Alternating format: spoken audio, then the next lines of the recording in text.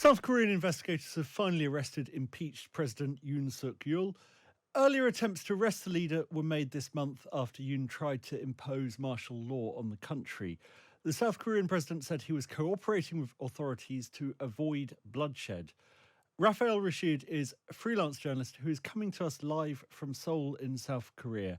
Good afternoon. Good evening from Seoul. Good evening. Raphael, you were at the presidential residence when they took him away. How did this finally happen? I think this finally happened because I think this is what the country has been demanding, as has politicians. But what happened this morning, as you mentioned in the intro, there was a first arrest attempt a few days ago on January the 3rd, but that failed when they faced a lot of resistance from presidential security. This time round, investigators and police came well prepared. They came in huge numbers. There were hundreds and hundreds of them when I saw them leaving the compound this morning. They even had ladders. They were cutting through barbed wire. But I think there's also, over the past few days, there's been a lot of internal discord within the presidential security. Their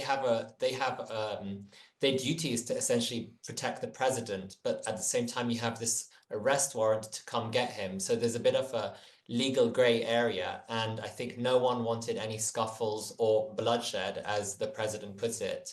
And so over the past few days, we've seen that presidential security have basically been hinting that they will give in if ever investigators come.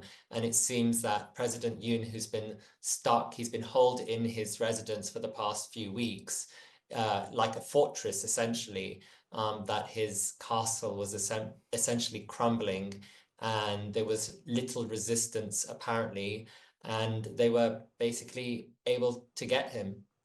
Can you explain for those of us who aren't avid South Korea watchers how we have actually ended up here? What's going on and how did this begin? Why did he originally impose martial law? I mean, to be honest, that's the million-dollar question, and I think a lot of people. I'm really not joking. I'm asking politicians here as well, and no one quite understands. But essentially, he decided to impose martial law on the night of December 3rd. He blamed so-called anti-state forces and pro-North Korean forces lurking within the opposition. And he also said that there was some kind of election fraud that had gone on in the past parliamentary elections. All of these allegations are unfounded, and he presented zero evidence for such claims. I mean, essentially, the parliament is predominantly opposition-led, and so it means that they can basically do a lot of stuff on their own without the need for the ruling party to agree or not.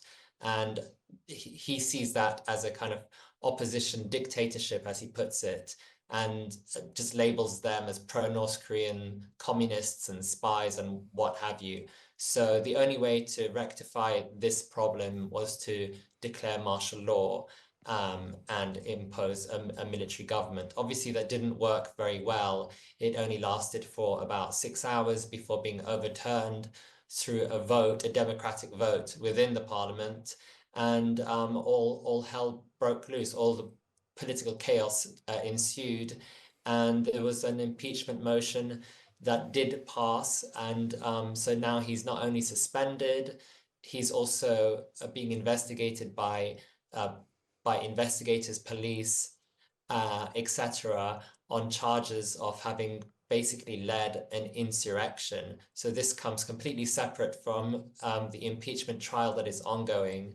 And he's been resisting. He's been resisting for the past few weeks, calls to go to the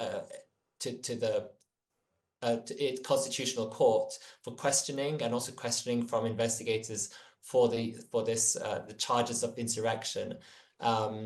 He ignored all of it, and eventually an arrest warrant was issued, and now he is apparently spending the night in a cell tonight. In the past 30 minutes, he was transported to a detention center. Everything you've described, I mean, having a president impose martial law, then holding up in a castle and having his own guards resisting his arrest, it's not something that we normally associate with rich modern democracies. Does this tell us anything about South Korea now and where it might be going, or is this a strange aberration? I think it's a bit of both. South Korean democracy is still very young. It only became a democratic country in 1987, and that democracy is still very fragile. The people who are in power now are those who were born in dictatorships and times of martial law, and still a lot of the older generation uh, still have a kind of nostalgia for the past, and there are still a lot of, I would say, authoritarian elements and ways of thinking from the past that still lurk within the present.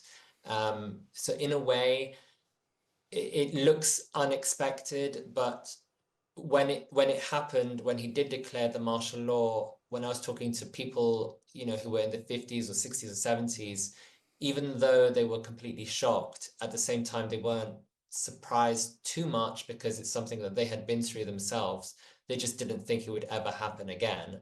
Um, so yeah, on the one hand, South Korea is the modern democratic model nation of the world at the moment, but these kind of nightmares and this trauma of the past is still very present.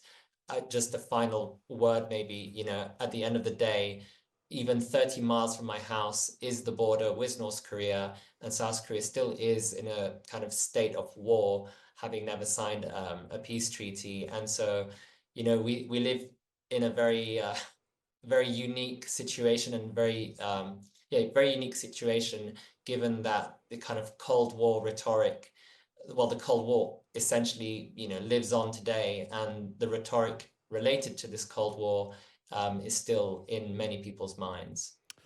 Very briefly, finally, what's going to happen next? Who's going to replace him? Well, he's still president. He's just been suspended and arrested and now spending the night in a cell. Um, if he is found guilty of this insurrection, then he'll be going to prison.